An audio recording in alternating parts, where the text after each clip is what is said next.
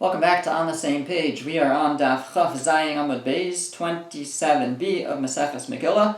We're starting from the very last line of the page, and the Gemara is sharing the life advice of various sages, where the question is being posed by students, first to Rabbi Zakkai, and then to others. What was it that allowed them to merit longevity, long days? So here we have Shalu Talmidav es Rabbi Preda. His Rabbi Preda's students asked him, Bima ha'arachta yamin? Because of what, for what did you merit longevity? Amar lahem, he said to them, Miyamai lo kidmani adam lo beis hamedrash. In all my days, nobody arrived at the beis medrash, at the study hall, before I did. I was always the first to arrive. That's number one. And additionally, now there's different girsas here, we're going to read with the Bach. And I never ate from an animal whose portions, gifts, were not given yet to the Kohanim. So apparently he lived in a time where they were giving gifts to the Kohanim from their animals and from their karbanos, and or it could be that he lived after that time. There were no karbanos, more likely, but he still held, apparently, that you should still give from your animal to the Kohanim, and there were certain parts of every karban that the Kohanim will get, the zira, the lechayim, and the keva, so the leg, and the lechayim is the lechi, the jawbone, and the keva, it's like the throat. So those parts of the animal are given to the Kohanim, and even Rabbi Preda would do that. And you never eat from an animal without doing that. And also, and I never made the blessing in front of the Kohen. In other words, for Birkas Hamazon, for benching.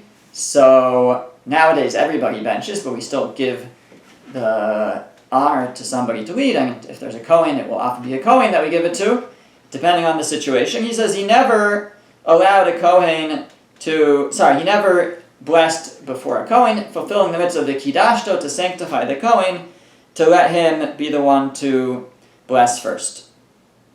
And so he let the Kohen basically lead the benching to be motzi, to fulfill the obligation for everybody.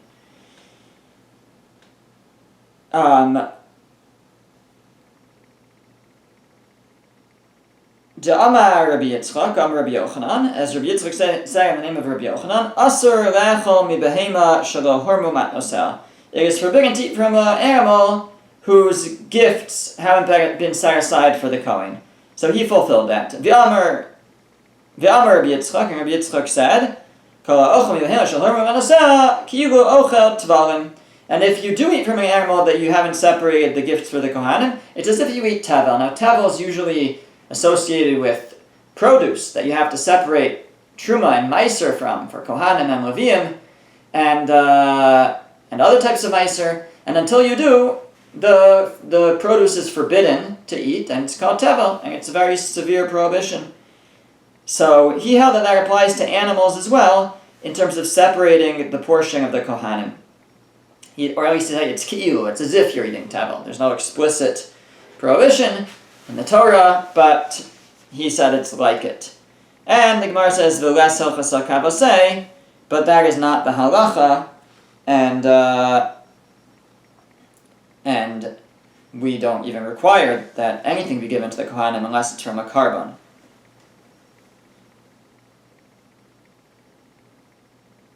And he said, V'lo beirachnu lifnei kohen. One of the things he said was he never made the blessing, led the benching in front of a Kohen. You let a Kohen do it. Ask the Gemara, L'meimra demal yusei, is that supposed to be a good thing? That Rabbi Preda never led the benching in front of a Kohen? V'ha'amar Rabbi Yochanan, but didn't Rabbi Yochanan say, Kol tamid chacham shemevarech lefanav afilu Kohen gadol am ha'aretz. Any tamid chacham, Torah scholar, who allows an am ha'aretz, a ignorant person, to lead the benching in front of them, and even if that ignorant person is the Kohen Gadol. So Oso Talmid Chacham chayiv misa. That Talmid Chacham is liable with their life for letting the Kohen Am Haaretz bench instead of them. Shenemar, as the pasuk says, Kol misanai ahavu maves.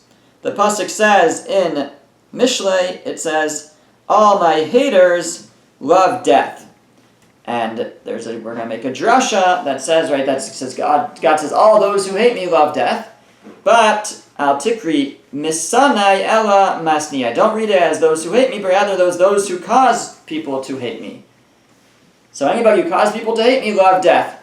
And a Talmid Chacham, a scholar, a Torah scholar, who allows an Am Haaretz, someone who's ignorant, to bench in front of them, to lead the benching, he honors them instead, is causing people to hate Hashem. That's what the implication is. How is that?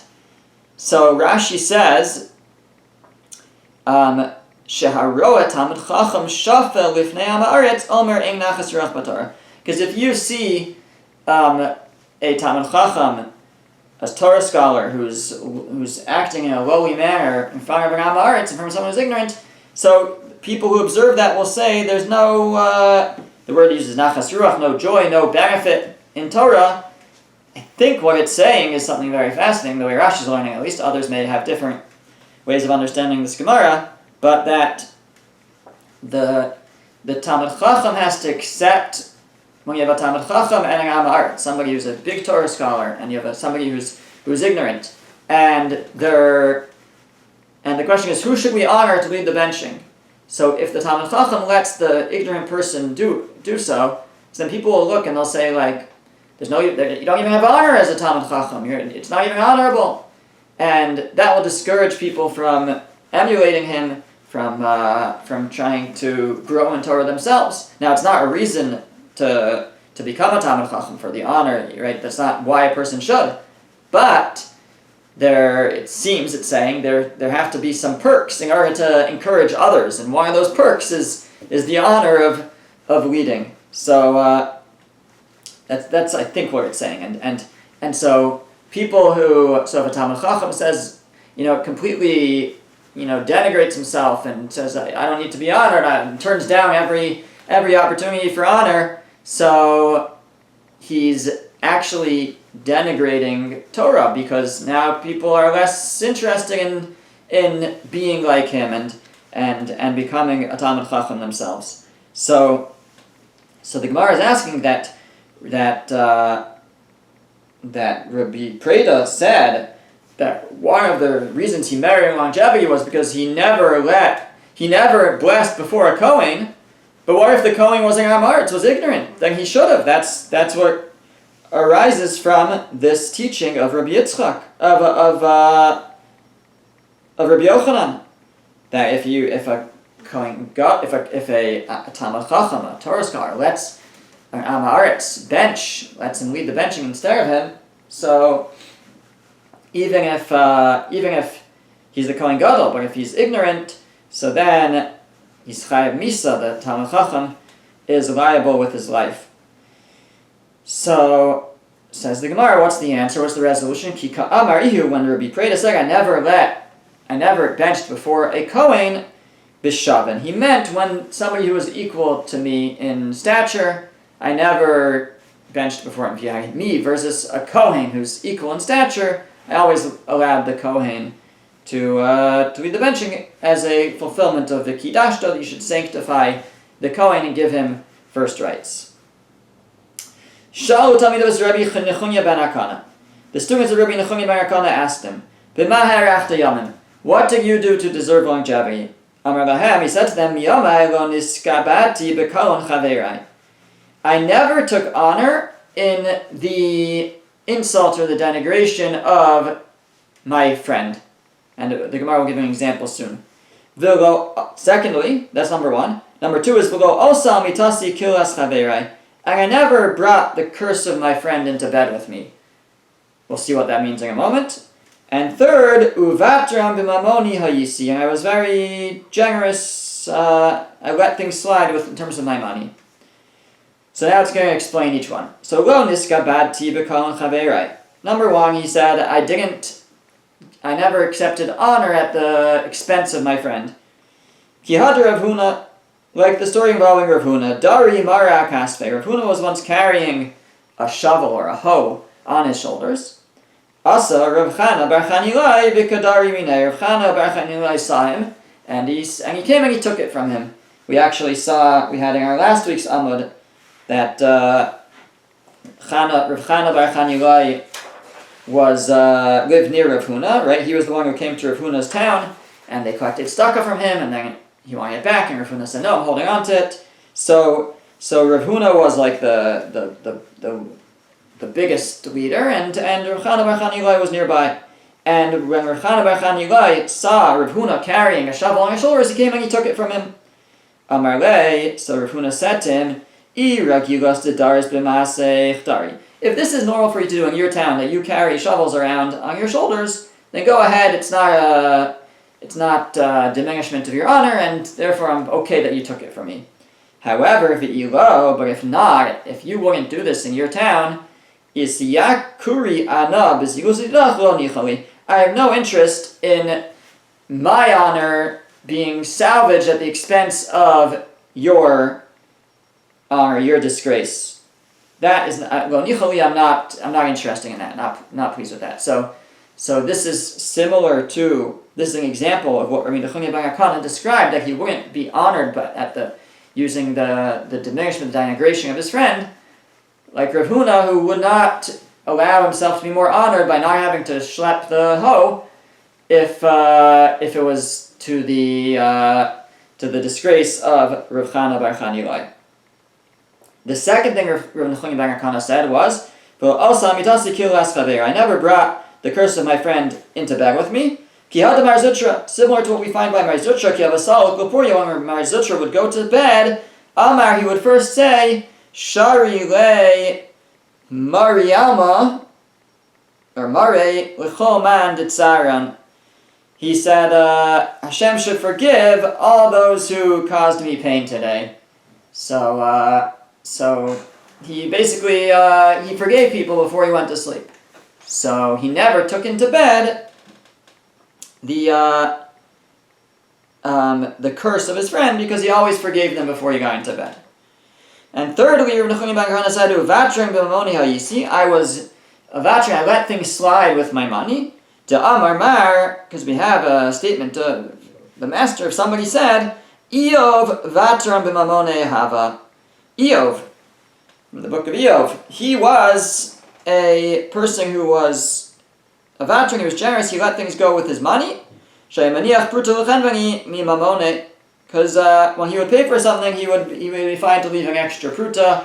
He didn't need all the change, and that was an expression of Eov's generosity. And that's what Rabbi Nechunya ben Akana is saying was one of the things that he did to merit long life. Sha'al Rabbi Akiva's Rabbi Nechunya HaGadol. Rabbi Akiva asked, there's a different Rabbi Nechunya HaGadol, the great Rabbi Nechunya, probably HaGadol will be like the earlier one. What did you do to deserve longevity? Now, Asa Gubzi, so apparently Rabbi Nechunya HaGadol had some henchmen. He had these students or whatever who would hang around him, and they would protect him from people bothering him. So they heard Rabbi Akiva ask this question, and they thought that Rabbi Akiva was like making fun of him. You're an old man. What did you do to deserve to become so old? So the students around the henchmen got upset. They started beating Rabbi Akiva. They didn't know who Rabbi Akiva was, apparently. Salek, so he ran away. Yasiv Aresha Dedikon, he climbed up to the top of a dekel tree, a palm tree. Amarle, saying Rabbi Akiva called down from the top of the tree, Rebbe. He called to Rabbi Nechunya HaGadol. He said, Rebbe, im nemar keves, lama nemar echad. So in the context of the daily offering, it says, the Karban Tamid, it says, keves echad ta'aseh v'boker. You should make one keves in the morning. You should prepare one keves, one sheep, for the offering in the morning. So it could have just said, esa keves ta'aseh. Prepare a keves. Why did it say echad, the one keves? That was his question. Now when he asked that question, Amar lahu, so Rabbi Nechunya said to his henchman, he said, Turba min Rabbahu. This guy on the tree is actually a Torah student. He's not just here to bother me. So, Shavku, they let Rabbi Akiva go, and he came down the tree.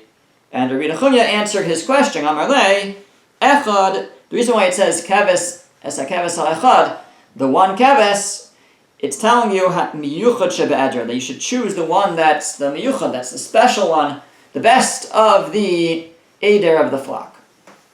So he answered that question. Now Rabbi Akiva had asked him a different question first though. What did you do to deserve longevity?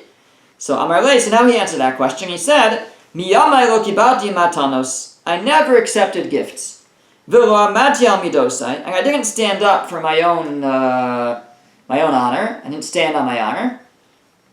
And uvacha memoni hayisi, and I was generous. I let things go with my money. Lo kibati matanos, the Gemara explains, I didn't accept any gifts, ki had Rebbe Lazar.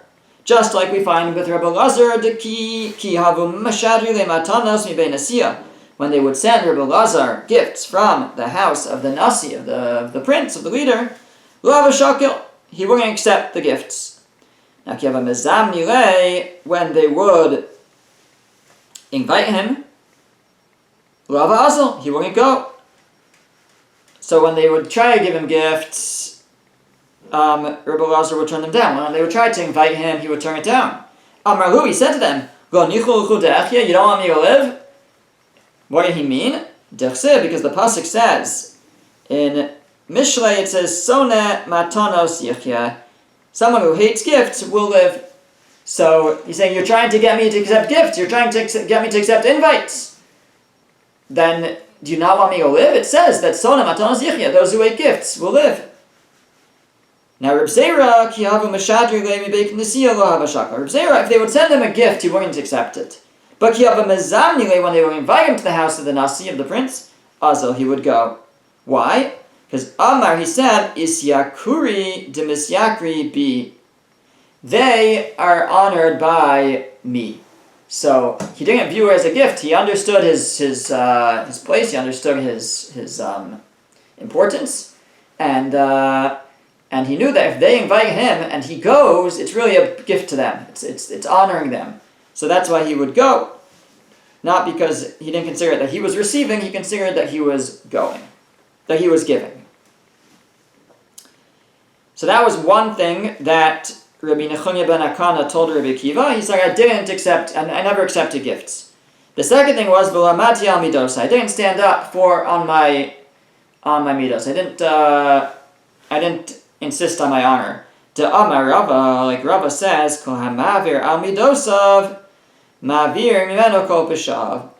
Someone who lets things go, lets, slight or insults go, so Hashem overlooks that person's sins. Shenemar, as the pasuk says, no se avon ve'over al pesha.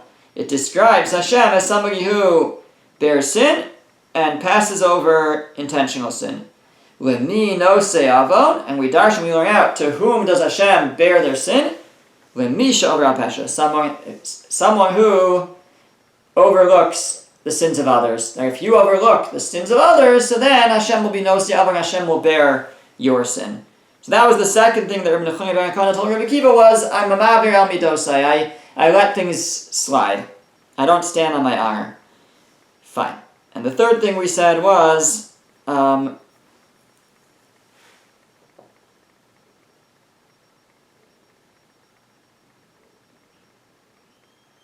he was vatra mimamoni. He was generous with his money. Okay, Shal Rabbi Yeshua ben Karcha. So,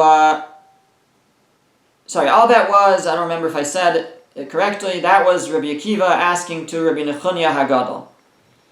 And now we have that Rabbi Yehuda Nasi asked Rabbi Yeshua ben Karcha, B'ma harachta yamim? What did you do to deserve longevity? Amar le, katzta v'chaya. He said back, Are you like disgusted with my life? You want me to die? Like you're complaining? How did you last so long? Is that your question?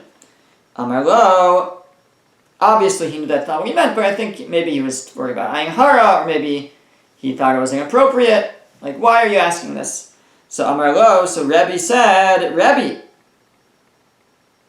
Lo Rebbe said to Rabbi Shimon ben Karcha, Torah this is Torah. I need to learn it. So I need an answer. I'm asking you because I need an answer. This is Torah. I'm not asking you for any other reason.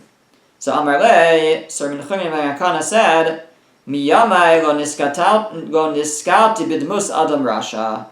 I never looked at the face of a wicked person, or I never gazed upon it. Da'am Rabbi Yochanan, like Rabbi Yochanan said, Asr adam musaka b'tzalam bidmus adam rasha. A person is not allowed to stare, to gaze upon the face of a wicked person. Shenemar, where do we find that? Because the pasuk says in Melachim Beis chapter 3, it says, Lulei pnei Yoshaphat. This is Elisha speaking to Yehoram, the king of Israel, and he says, Lulei pnei Yoshaphat melech Yudah ninose. If not for that,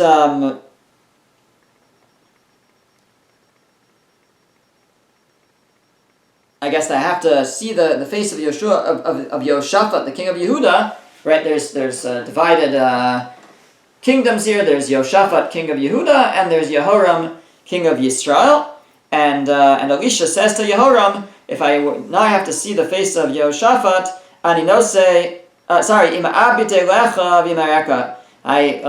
but I still can't look at you and see you. So because you're wicked, you're Rasha.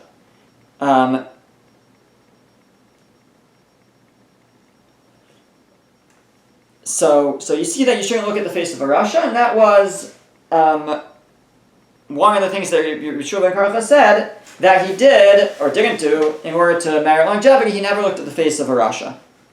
Now Rabbi Eliezer Omer, ein of chaos. A different thing. It's not simply that you shouldn't look at a Rasha, but if you do, your eyes become dimmed. Shenamar, as it says, Vahi Kizaking Yitzchak. It was when Yitzchak got old, and his eyes became dimmed from seeing.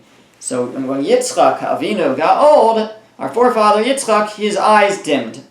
Now, why? Mishum distako be'esav Rasha, says the Gemara, because he looked at Esav too much. Esav was a Rasha, and he looked at him too much. So that's how his eyes became dimmed. Ask the Gemara, Hagar Malay, is that really what caused him for his eyes to be dimmed?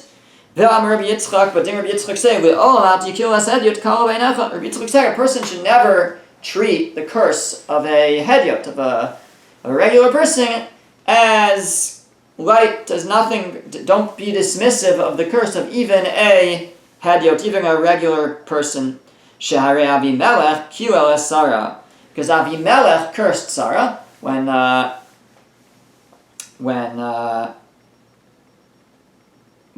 Avram and Sarah are in Canaan, or in the land of Plishtim, I think.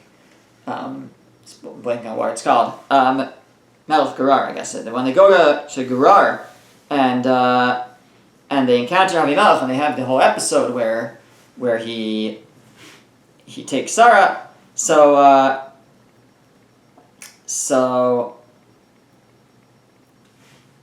it says there that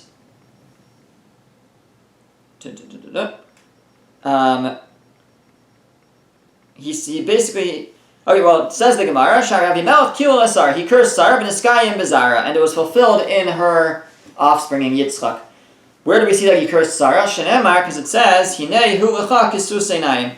So he gave them money, and he wanted to appease them, and he said, behold, I give you 1,000 kesef, and it should be for you kisus einayim. It should be like something to cover your eyes, meaning to make you look the other way.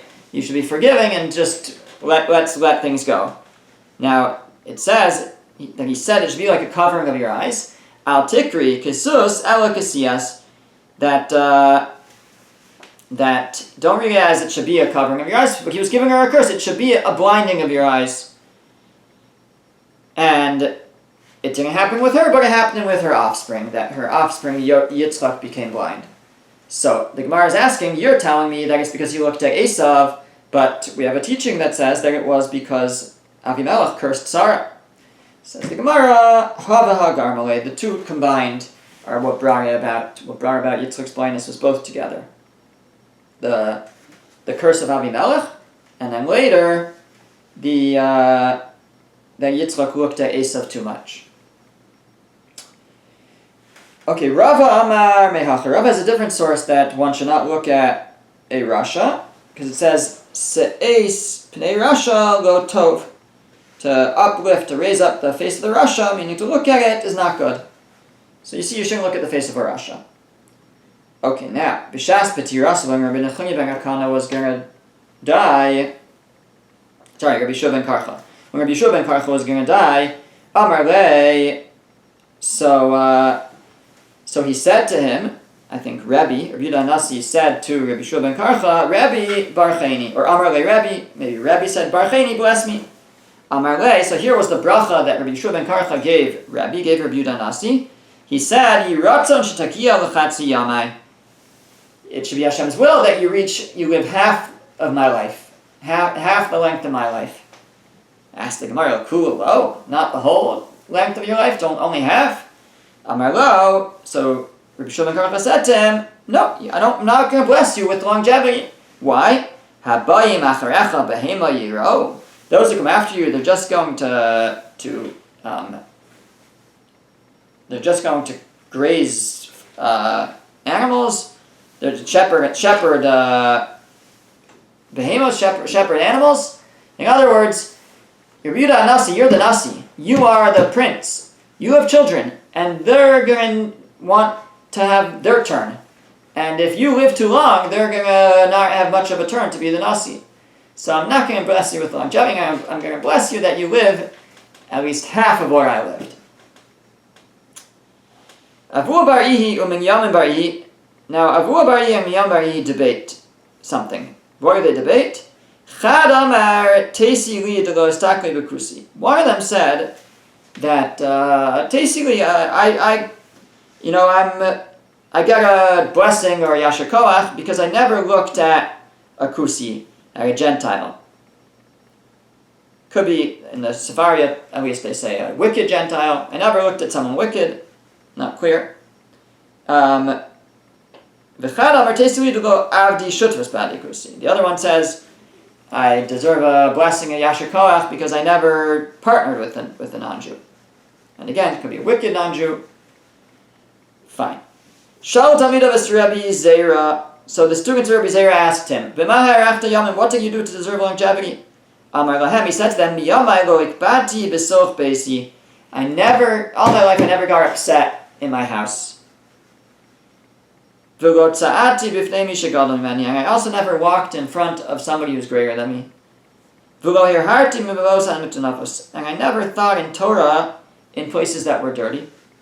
But I also never went 4 amos without learning Torah. Without tefillin. I never slept in the base medrash in the study hall. I never took a shenas keva, a more permanent sleep, and not a temporary sleep like a nap. Nothing. I never slept and disregarded the study hall, the base medrash. And I never celebrated the downfall of my friend. And finally, and there's different questions about what it's supposed to say. I never called my friend by chanichaso v'amrila b'chachinaso, or somehow the opposite. I never called him chachinaso, and some say b'chanichaso. And Rashi says, question of the Gersa and Rashi also, that the first, whichever one's the first one, it's I never called my friend by a nickname that has a negative connotation, and the second one is I never called him by a name, even if it doesn't have a negative connotation, even if that's a term of endearment. I never called somebody by a nickname. So again, that's actually one of the things we started with. Not calling something by a nickname is apparently a mailah, something good, and something that someone merits longevity for. Okay, we'll pick up from the next Mishnah next time.